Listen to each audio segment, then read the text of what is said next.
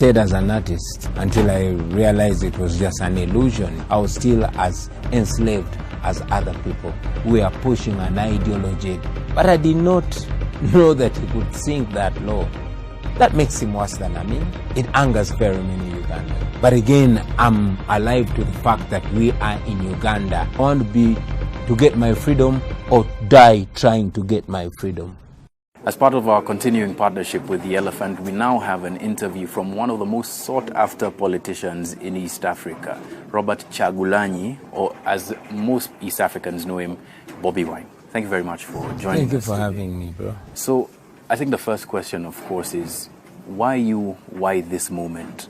Why Bobi Wine as a symbol for revolution in East Africa? Or do you even hold yourself up as one? Well, I didn't choose this. And if I was asked to choose, I wouldn't choose to go through what I went through to be here, but like fate had it, I'm here. I only raised my voice like one of the many young people in Uganda and of course in East Africa, trying to look better, especially when I know that I deserve better. Yeah. I just try to raise my voice as a contribution to the upliftment of the many voices. And this is where I've ended up. And of course, most people knew you as an artist prior to 2016, 2017. And you could have stayed as one. What drove you into politics? Yeah, I could have stayed as an artist. I was comfortable and free until I realized it was just an illusion, I still look at myself as an artist, although I look at myself as an artist conscious enough to want to play a role, I went into leadership. I don't like calling it politics, man, because the word politics has kind of lost meaning, especially in Uganda. It's a dirty word for you? It's a dirty word for most young people. So I went into leadership because I had been talking about these things and I believed that it was time to act. And most importantly, I wanted to inspire other young people to take active part in the decision making and how their countries are governed. And I could not just explain, I wanted to demonstrate. Yeah. There was an incident that you talked about and you've spoken about publicly in a nightclub that you went after buying your new Escalade. Maybe just give us a short version of that and how it impacted your life in politics. Man, it's a tough night. It's a tough night. I'd been comfortable, all the injustices that were affecting other people were not affecting me because I was a superstar, I was a celebrity, and I was always friends with these powerful guys until one day this guy felt like I was stealing the show and girls were looking at me and I was crossing this monster ride. So I got offended and came and slapped the hell out of me and blamed me for showing off, yet I knew the country had owners. That's when I realized that no matter how famous or popular I became, no matter how successful I became, I was still as enslaved as other people. And that is one of the many events that happened that made me resolve that I will not condone any kind of injustice anywhere. Yeah. Now, the trajectory of your life going into leadership, as well as the trajectory of Yoweri Museveni's life going into leadership, a lot of people have tried to compare and contrast in terms of his participation with Frelimo, later on his support for RPF and for freedom movements and revolution movements across the region. What does transnational or transcontinental revolution look like to you? How do you envisage that? Does it look like the kind that Museveni had with a gun and a bush, or what does it look like to you? As a matter of fact, I agree with the ideals of President Museveni, especially when he was still a young man. I believe that just like Dr. Martin Luther King put it, injustice anywhere is a threat to justice everywhere. So I really agree with President Museveni participating in the freedom movements and liberation struggles wherever he went. And I believe that's what everybody blessed with the ability should do. Only that, of course, I disagree with the violent method. I don't believe in any violence. I don't believe in shedding blood to free somebody. I believe that there are more peaceful ways of doing so. And I also believe that it should be done by all people so that no single individual takes personally takes credit of that, because there would be a danger of him ending up enslaving other people because he or she has you know, a feeling of what can I say, believes that he or she is the liberator and has that sense of entitlement. Yeah. And that sense of entitlement, it's easy to be lured into it now, especially given your position. You know, you might hold a position of an MP for Chadondo East, right? But continentally, you're known by a lot of Africans as a person who symbolizes a new movement towards freedom and that sort of thing. How do you stop yourself from becoming that messiah that you're now fighting against in the shape of Yoweri Museveni? Well, I've said it before that we don't need another messiah. We don't need another liberator. We should be each other's liberators. I believe that the solution is not another strong man, but strong institutions, because those institutions can even curtail the propping greed and sense of entitlement. But the solution to that is to make sure that people achieve their liberation as a people, not as an individual, so that people get that power to put whichever leader they want in that position, and that makes the people reserve the ability to even remove that leader and put another one. Yeah. And this leads me to one of the questions that I've heard some people accuse you of. All language, no structure.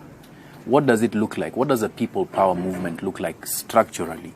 When you're talking about having people achieve their own aspirations, what does that look like in terms of a structure of leadership, in terms of a structure of institutions? Is there a plan that the people power movement has to be able to either set up or strengthen whatever is in Uganda currently? I believe in structured leadership, but again, I'm alive to the fact that we are in Uganda, where the government over 3 decades has learned how to deal with any dissent, and they attack the structures. I've seen how they deal with the current opposition leaders and current opposition parties, and indeed many government apologists have advised us to structure ourselves. In my opinion, they want us to structure ourselves so they can be able to deal with us. To manipulate. Exactly. The people power movement calls upon everybody, regardless of their political party, regardless of their backgrounds, regardless of their economic class, to own the idea that power belongs to the people and all the people. And we spread that in styles that we've been blessed with. Bob Marley calls it a rub-a-dub style. You know, having been an artist, the same way that messages in my music have been disseminated, the same way that we've been able to reach out to everybody. For now, we are pushing an ideology that we want everybody to own so that everybody can have a structure. However, we are also cautious that our structures must not be known by the regime, because now we are having a regime that does not want people to come together. So for you, talking about your structures publicly is giving away your strategy? Definitely. All right. I won't push further on that, but I want to ask you about Yoweri Museveni, August the 14th. I know you've recounted this a lot, but what in that period, what one series of events or what one event either changed or influenced your own perspective about Yoweri Museveni the man, Yoweri Museveni the leader, and the future of Uganda? Well, I always knew that President Museveni could do anything to retain power. But I did not know that he could sink that low. You know, I am convinced that there was a plot to assassinate me, and I just left the car seat that I was sitting in less than 3 minutes when my driver sat there and he was shot dead. Anyway, the events of August the 13th in Arua opened my eyes to the fact that whatever one has to do with a given time, because I would not be here talking to you right now. It only strengthened my resolve to do whatever I do with a given little time, because you know, we are living under a regime that could take anybody out anytime. Yeah. And Yoweri Museveni has been accused of using these methods. You've said that he could do anything. Yes. And you seem to be the opposing force to Yoweri Museveni's system. Would you do anything to be able to achieve the goals of people power? I wouldn't do anything, because anything would literally mean anything. I respect human rights. I despise violence. We are non-violent, and we don't believe in violence. And we believe that we can use peaceful civil means to achieve what we want. I mean, it has been done before. We have blueprints of people like Nelson Mandela. We have blueprints of people like Martin Luther King. Kenya itself was where we are some 20-something years ago. Now, I'm not saying they are where they want to be, but at least, in my opinion, they are on the road towards where they want to be. Yeah. So I believe in peaceful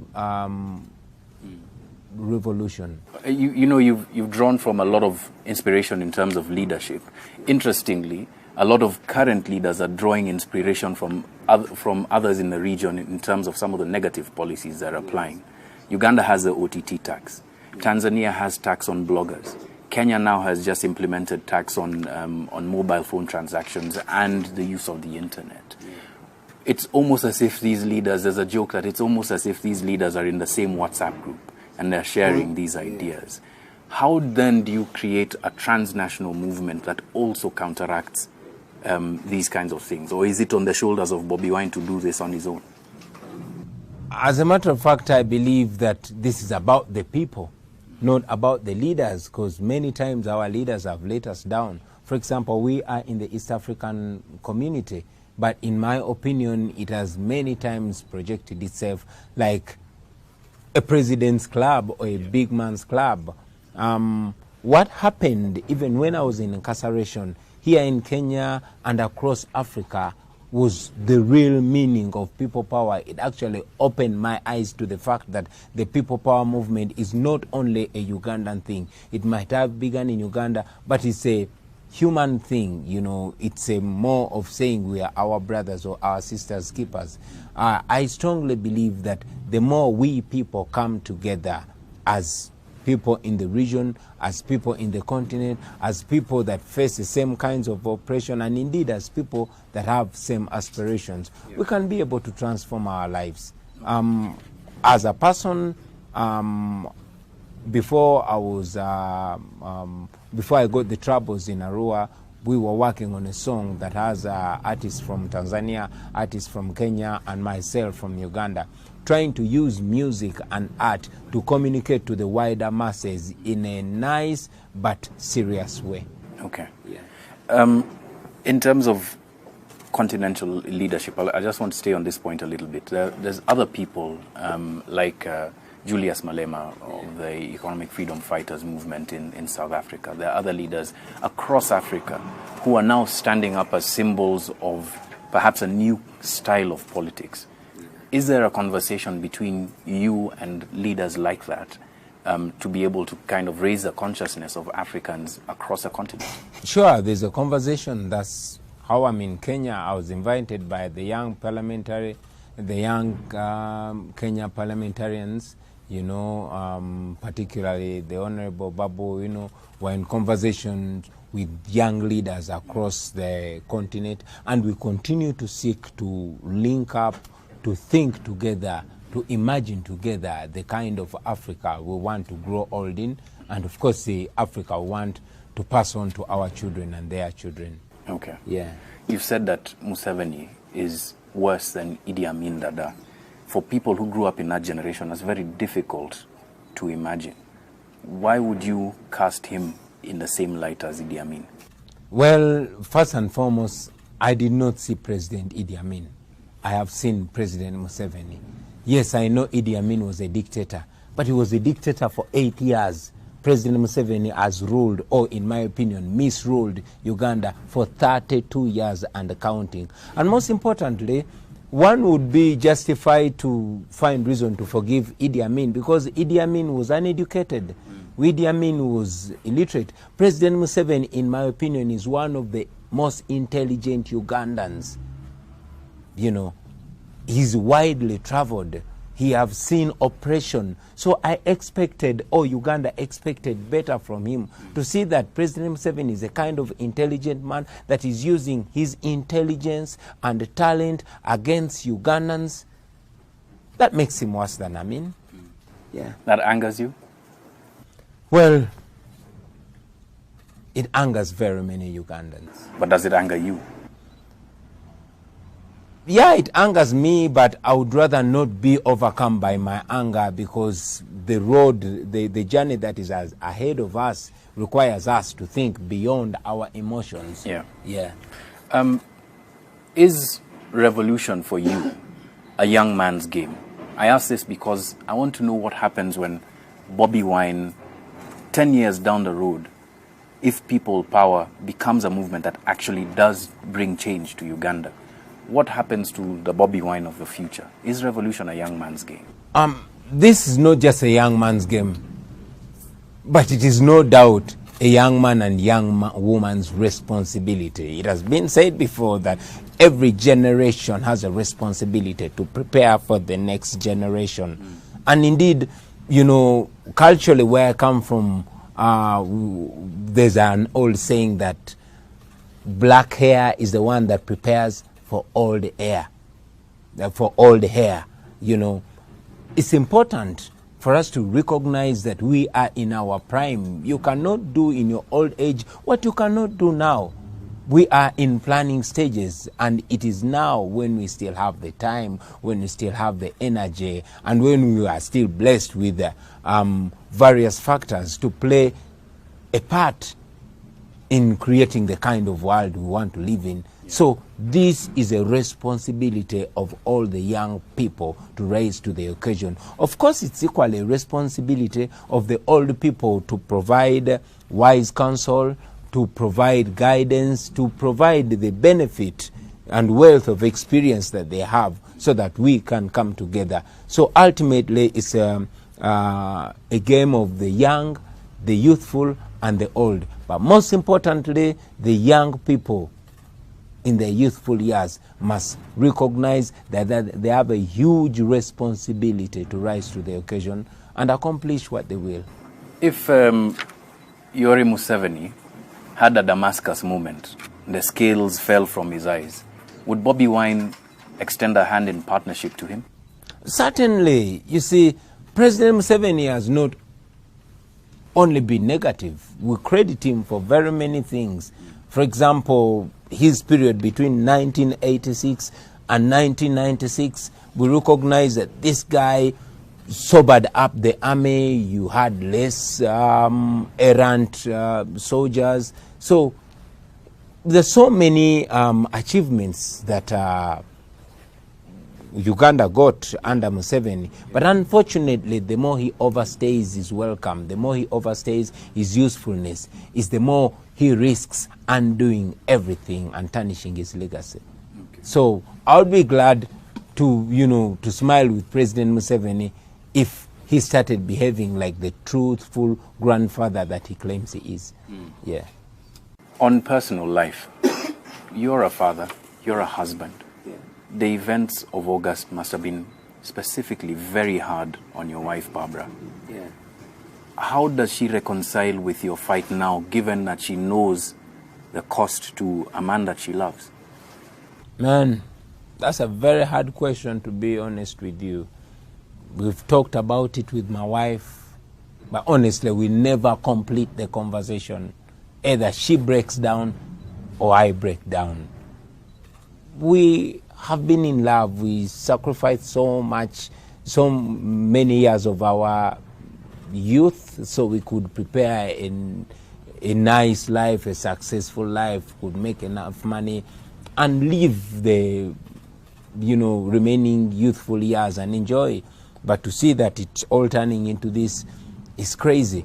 But I'm very glad that my wife recognizes the responsibility that has been bestowed upon our shoulders, me and her.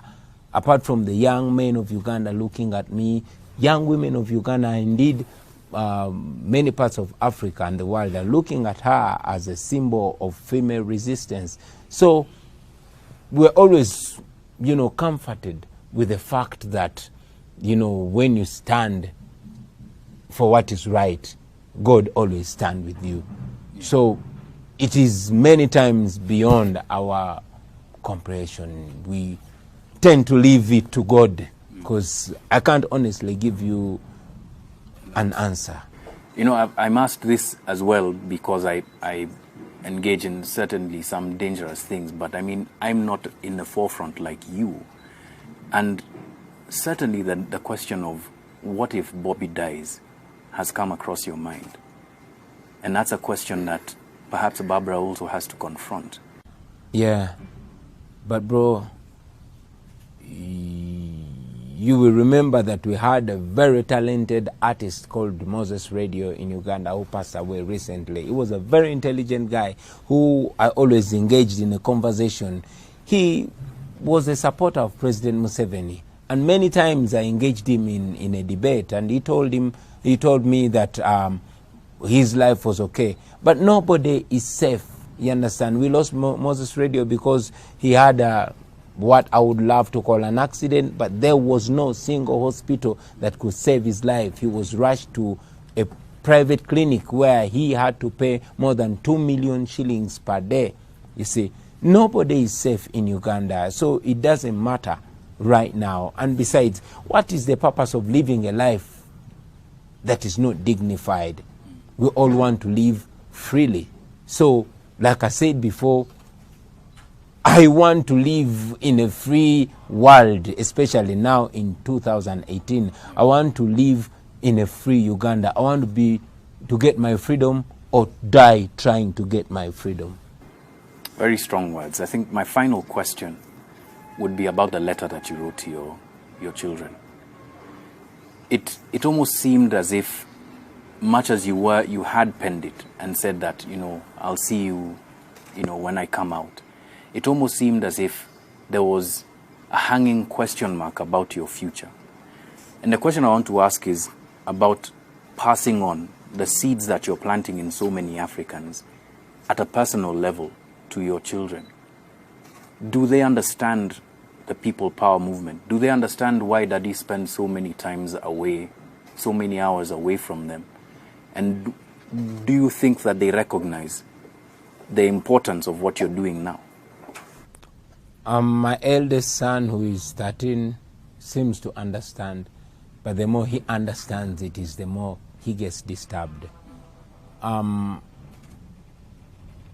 First of all, I did not know that I would be free, because back home our president has absolute power, and many people have unquestionably died just by raising their voice. I did not expect to get out, and I must credit my freedom to the many voices that were raised when I was in military incarceration. But again, I see it important to teach our children, all our children, whenever we can, because we don't know how long we are going to be with them. I would love to watch my children grow. I want to attend my son's wedding and my daughter's weddings. Like any human being, man, I want to see myself bald-headed and gray-haired, you know. But these are things that we cannot guarantee. So whenever I can give some knowledge to my daughter or my son, I always try to do it, you know, because we live in uncertainty, bro. Yeah. All right. On that note, Bobi Wine. Thank you. Pleasure meeting you. Pleasure. And the best of luck, man. Cheers, man. All right? Cheers.